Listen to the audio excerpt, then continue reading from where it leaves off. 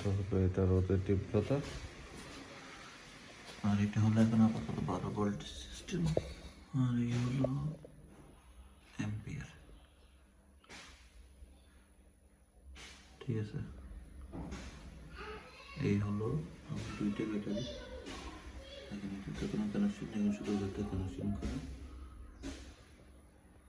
এখানে এই লাইনটা তিনটি করে ওখানে গেছে।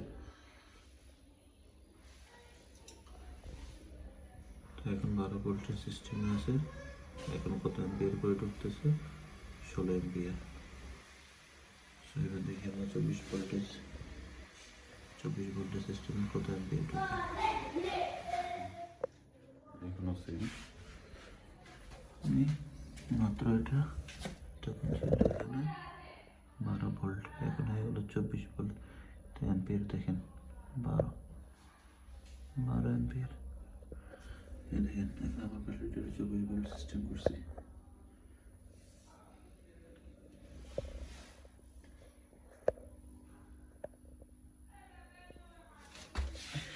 মাইনাসটা এখানে আসছে, আর ওই প্লাসটা এই মাইনাসের সাথে,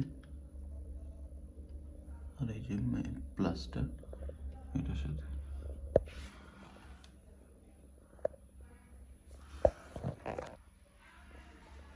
এর মধ্যে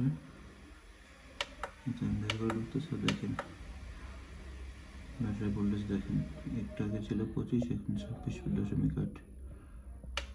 আর প্যানেল ভোল্টেজ কত দেখি,